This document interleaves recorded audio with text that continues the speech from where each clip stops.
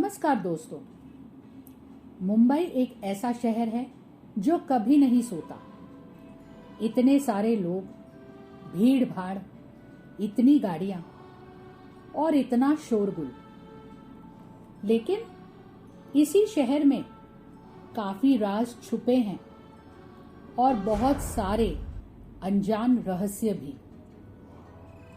ये कहानी है मध्य प्रदेश के रहने वाले अशोक गुप्ता की, जो 1980 में फिल्मों में अपनी किस्मत आजमाने मुंबई आए थे। वो अपनी पत्नी शारदा के साथ मुंबई के बांद्रा ईस्ट कॉलोनी में किराए पे रहने लगे। उस जमाने में बांद्रा ईस्ट इतना डेवलप नहीं था जैसे आज है। कुछ ही समय में फिल्म इंडस्ट्री में अशोक की जान पहचान बढ़ने लगी। उन्होंने तो अपनी पहली पिक्चर भी लॉन्च कर दी बतौर निर्माता के, 2 बड़े हीरोज के साथ। रोज रात शराब और लेट नाइट पार्टीज होने लगी। इसी वजह से उन्हें अक्सर घर लौटने में देर हो जाती।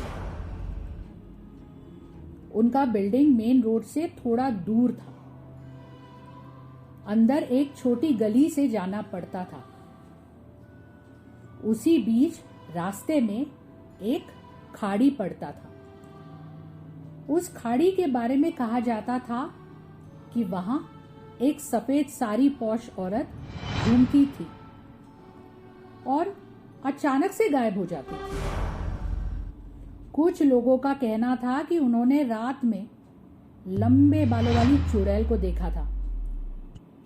किसी की रोने की आवाज भी सुनी थी। अक्सर अमावस्या की काली अंधेरी रात में कुत्तों की झुंड एकजुट होकर खाड़ी के पास खड़े होकर किसी चीज को देखकर भौंकते रहते थे। उनके लगातार भौंकने की आवाज से बहुत से लोग उस जगह को छोड़कर चले गए। पड़ोसी ने भी अशोक को समझाया कि वो इतनी रात को अकेले गली में ना आया जाया करे, लेकिन अशोक ने कभी इन बातों पर ध्यान नहीं दिया। एक रात करीबन 3 बजे अशोक ताज होटल में पार्टी करके टैक्सी में लौटे। रोज की तरह उन्होंने टैक्सी को घर के पास सिग्नल पर छोड़ दिया।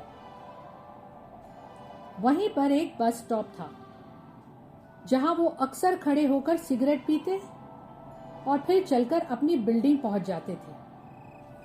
बहुत सन्नाटा था और क्योंकि उस रात को भी अमावस्या थी, अंधेरा बहुत ज्यादा था। उन्होंने शराब पी हुई थी पर वो होश में थे।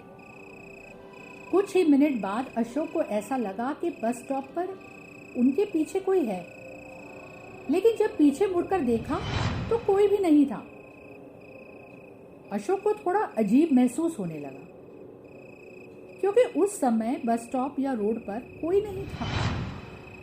मगर बार बार ऐसे लग रहा था कि जैसे उन्हें कोई घूर रहा है। अचानक से उनका शरीर ठंडा और भारी होने लगा। अब उन्हें लगा कि आज कुछ तो गड़बड़ है, तुरंत घर जाना चाहिए। सिगरेट बुझाकर बस स्टॉप से निकलकर वो अपने घर की तरफ चलने लगे।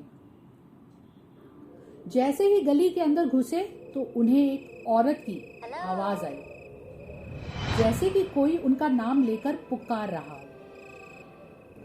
सारी चढ़ी हुई उतर गई और उन्हें याद आया कि किसी के पुकारने पर तुरंत जवाब नहीं देना चाहिए। उनका दिल बैठने लगा और जोर जोर से धड़कने लगा। वो और जोर से चलने लगे। उनको ऐसा लगा कि उनके पीछे उतने ही स्पीड से कोई चल रहा है। क्योंकि घर जाने के रास्ते में खाड़ी पड़ता था, उनको पड़ोसी की बातें याद आने लगी। थोड़ा और आगे जाने के बाद उनको ऐसा लगा कि जैसे किसी ने उनका कमीज पीछे से खींचा हो। अब वो पूरी तरह से डर गए। भगवान का नाम लेकर वो दौड़कर अपनी बिल्डिंग में घुस गए। दरवाजे को खटखटाते हुए अपनी पत्नी को आवाज देने लगे। वाइफ ने जब दरवाजा खोला तो देखा कि उसका पति बहुत डरा हुआ है, लेकिन फिर उसकी नजर पति के पीछे एक सफेद साड़ी में भयानक शक्ल की औरत पर गई, जो ठीक अशोक के पीछे खड़ी थी। उसकी रूह कांप गई। घबराती हुई बड़ी मुश्किल से हिम्मत करके वो अशोक का हाथ पकड़कर घर के अंदर खींचती है, और जैसे ही वो औरत अंदर आने की कोशिश करती है, उसके मुंह पर दरवाजा जोर से बंद कर देती है। अशोक अपनी पत्नी को बस स्टॉप से लेकर घर तक की सारी बातें बताता है। अचानक घर की लाइट चली जाती है। दोनों मियां बीवी और घबरा जाते हैं। कुछ मिनट के बाद दरवाजे के बाहर से किसी की रोने की हल्की सी आवाज आती है, लेकिन दोनों की हिम्मत नहीं होती दरवाजे को खोलने की। सुबह के 4 बजे रोने की आवाज बंद हो गई। घर की लाइट भी वापस आ गई। 6 बजे के करीब जब बाहर उजाला हुआ, तब अशोक की वाइफ ने घबराते हुए दरवाजा खोला। वो औरत तो वहां नहीं थी, पर बहुत गंदी बदबू आ रही थी। इस हादसे के बाद अशोक और उसकी पत्नी ने वो घर छोड़कर दूसरी जगह शिफ्ट हो गए। सो फ्रेंड्स, क्या आपने कभी ऐसी सफेद साड़ी पहनी हुई औरत को देखा है? क्या कभी उसके रोने की आवाज सुनी है? कभी किसी ने आपको पीछे से पुकारा है, मगर पलट के देखने पर कोई नहीं था? आप भी अपनी स्टोरीज हमारे साथ शेयर कीजिए। वीडियो को लाइक और दोस्तों के साथ शेयर जरूर करना। चैनल को सब्सक्राइब और बेल नोटिफिकेशन को प्रेस करना ना भूलें। जल्दी मिलेंगे अपनी अगली वीडियो के साथ। तब तक के लिए धन्यवाद।